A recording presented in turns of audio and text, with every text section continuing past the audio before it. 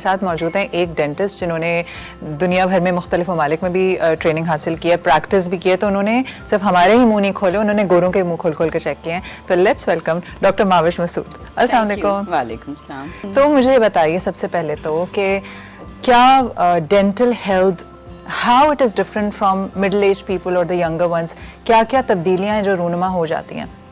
I think middle age से ही we should B.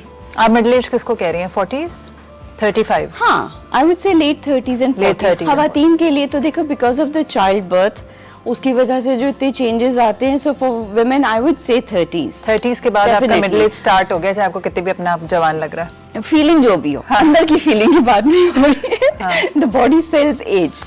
तो आई वुड से कि या I think mid 30s one should start being careful और being mindful about it at least, कि मतलब हाँ ये एक चीज है जिसको हमने देखना है। अब तक अगर कोई मसला नहीं होता इसका ये मतलब नहीं है हम आगे भी 30 साल निकाल लेंगे। One should start looking into it. तो अगर आप तब से ही थोड़ा सा ध्यान रखना शुरू कर देंगे, सो आई थिंक आपका बुढ़ापा कुछ बेहतर हो जाएगा। हाँ, सही बात है। क्योंकि बात ये होती है कि बुढ़ापे के साथ खाने का शौक नहीं जाता। जितने मैंने पेशेंट्स देखे हैं उनका बढ़ जाता है, जितना डॉक्टर मना करता है, जितनी उनको एहतियात कही जाती है उतनी ही बद एहतियाती में आ जाते हैं। तो जिनको कह रहे हैं ना आपने अब आप कम खाएं या नहीं खा सकते, उन्होंने उतना ही खाना होता है, तो शौक नहीं जाता। तो दांतों की जरूरत रहेगी, दांतों की जरूरत रहती है, and that is where they start getting miserable कि we can't eat what we want to eat। और डेंचर के साथ it's not easy, of course it is not easy, but बात वही है, if you really want to avoid dentures then it needs to be looked after मैं earlier उस दिन on। एक पढ़ रही थी कि ओल्डर एज के साथ ड्राई माउथ हो जाता है। थोड़ा सा बताइए कि हाउ ओरल हेल्थ डिटीरिएट्स और चेंजेस टाइम के साथ।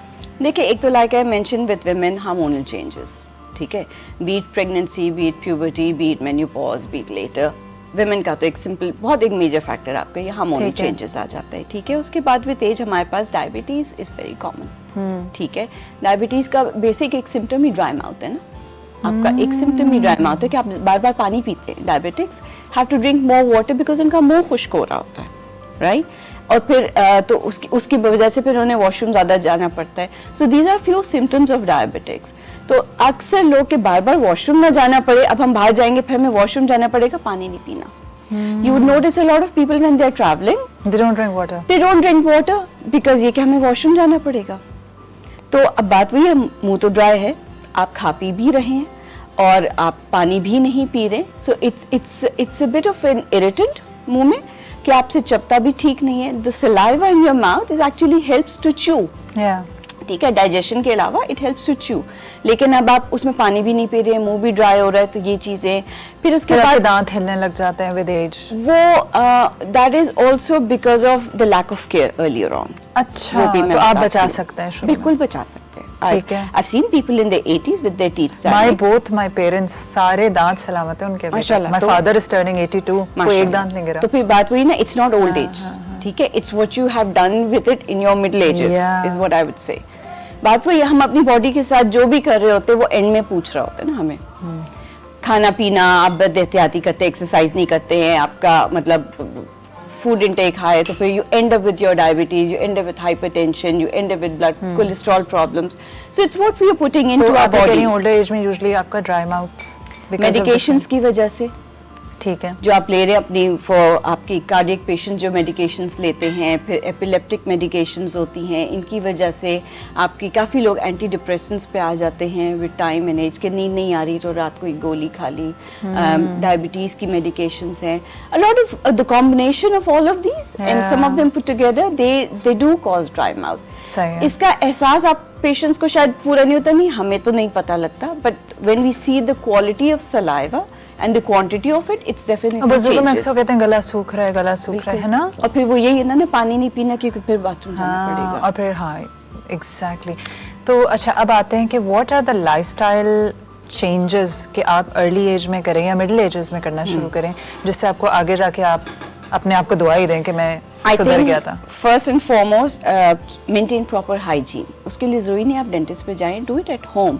लेकिन रात की ब्रशिंग बहुत ज़रूरी है। ठीक I है। see a lot of people avoid that. जो 99% of times no one does. नहीं करते। 1% शायद कोई करता कह है। रही हूँ ना, चलो आप 5% में दे दूंगी, चलो 5% वो भी जिनको पहले से बहुत मार पड़ चुकी है कि भाई करना है वरना ये हो जाएगा वरना वो हो जाएगा, तो वो फिर भी 5% पे आ जाते हैं। But people don't because they tired, वो रात को स्नैकिंग And चल रही है, sometimes it late just night goes चल रही है। off. बैठे बैठे सो गए थे, फिर उन्होंने चश्मा वश्मा साइड में रखा है। चिप्स का पैकेट भी उठा के Yeah, साइड में रखा है, वो yeah. जो लेट नाइट मूवी चल रही है, पॉपकॉर्न चल रहे वी हैं। Usually dose of. Yeah. तो हमें पता ही नहीं होता हम किस वक्त सोए रहे। सो बात वही ना, and everything that's left over in the mouth, it's doing double duty of decomposition at night time, oh God. Right? Night time is the time when your body actually repairs itself, all the cells जो आपने छोड़ दिए वो decompose हो रहा है, तो वो सुबह वो जो बदबू आ रही होती है ना, वो इसलिए होती है कि everything that you left inside has been rotting in. It's like when you open up the dustbin in the morning, how it smells. हाँ, तो वही आपका मुंह हमारे मुंह का वही हाल है। तो रात की ब्रश इज अ मस्ट। बहुत जरूरी है। फिर फ्लॉसिंग अगेन, वो उसका मैं भी कोई कहूंगी concept 0.5%। हाँ, उसका भी concept नहीं। 1% का भी नहीं है, 0.5%, बिकॉज ये कि कॉन्सेप्ट नहीं है, होता नहीं है, आदत नहीं है। एक टूथपिक वाले अंकल देखे हैं मैंने, उनके मुंह में बहुत टूथपिक है, घूमती हाँ, रहती है, लेकिन हाँ। उनके दांतों पे वो पान वाले सारे स्टेन्स भी मौजूद होते हैं। गैप्स होते हैं ना, इसलिए। तो ये वाली चीजें अगर हम, like I said, middle ages, if we start looking after them at least once a year, ठीक है। General recommendation is 6 monthly checkup, 6 monthly scaling and cleaning. That's what abroad is, everywhere in the world. That's what the recommendation is. आप नहीं कर रहे, आप साल में एक दफा तो चक्कर लगा लें। मतलब जरूरी नहीं है कि you have to go when it hurts, because by the time it hurts, it's a bit too late already. Right. तो आप थोड़ा सा precautionary, अगर वो है ना, गाड़ी जब तक आवाजें नहीं करेगी, जब आप जाएंगे 6 काम और अभी आपने बताया निकलेंगे। ना, बड़े बर्दाश्त वाली कौम है। हाँ माशाल्लाह, हाँ, तो बहुत इसलिए। बहुत। अच्छा, आप कह रही हैं रेगुलर चेकअप्स कम से कम साल में एक मरतबा At चले least. जाएं डेंटिस्ट जी। का। माफिश, डेंटिस्ट ना एक्सपेंसिव भी बहुत है। This is probably one of the reasons कि हम अवॉइड करते हैं कि इतना, लेकिन फिर वही बात है कि रूट कनाल ज़्यादा एक्सपेंसिव है। Basically, देखिए, neglect is more expensive. When you go eventually after 5-6 years to fix the neglect that you have done, that is costly. फिर अब वो 5 साल के जो आपने पैसे बचाए थे ना, वो सारे एक ही दफा में That पूरे is होते हैं। true. You never save. Let me tell you this. By not going, you don't save. You end up spending double, more pain, more trips, Yeah. and it's nothing what the original was. सही। अच्छा, ये जो दांत हिलने लगते हैं, गिरने लगते हैं लेटर एजेस में, how you can protect that? देखिए, साउथ एशियंस में periodontal disease is very common. अच्छा। जैसे गोरों में आप कहते हैं ना, फर्क है, गोरों में आपको डिके मैंने बहुत देखा, उनमें कैविटीज होती है, उनमें गम डिजीज इतनी नहीं होती, बिकॉज फॉर द रीजन कि उनकी शुरू से जो अपब्रिंगिंग होती है उसमें स्केलिंग, डेंटल विजिट्स, फ्लॉसिंग, ये बड़ी एक कॉमन चीज होती है। तो जो इग्नोर करता भी इवेंचुअली कभी ना कभी चला जाता है, कभी ना कभी कर लेता है। हमारे पास पेशेंट्स आते हैं, आखिरी स्केलिंग कब हुई थी? व्हेन आई वाज 17, लास्ट या कभी जिंदगी में भी नहीं या कभी कराई। नहीं, हाँ, I know। एग्जैक्टली, या कभी भी नहीं। तो अब उसका जो बोन लॉस हो चुका होता है, वो आप जब स्केलिंग करके कहते हैं, वो हमने स्केलिंग कराई, सारे दांत हिल गए। जी जी। भाई, टाइल को बीच में जिसने ग्राउट पकड़े हुए होती है ना, हमने सिर्फ वो गंदगी निकाली है, तो टाइल तो हिलेगा ना। गंदगी ने दांत पकड़े हुए तो थे ना। मतलब ठीक है, आप उसको पालें, जब तक वो खुद नहीं गिरते फिर आप पालिए। तो मुझे बताइए कि जो आप कह रही हैं स्केलिंग से जो हल्के से दांत हिल जाते हैं, वो वापस आ जाते हैं अपनी एक आध दिन में सेट हो जाते देखिए, हैं? वो बोन पकड़ लेती है ना ठीक है। वापस। आप बोन को हील होने देंगे तो होगा ना। बात वो ये, अगर आप एक जगह पे गंदगी है, आप उसी में तो रेनोवेशन नहीं करेंगे। You need to clean it out first, and then you can put in more cement in to hold it together, right? ठीक है। तो according to you that scaling prevents आगे जाके? यस, हमारे पास बड़ा कॉन्सेप्ट है कि नहीं, उससे दांत घिस जाते, उससे दांत हिल जाते, जी, जी। जगह बन जाती है। ये हमारे पास बहुत प्रिवेलेंट कॉन्सेप्ट है, और इसकी वजह से people avoid it. However, it is the other way around. सही।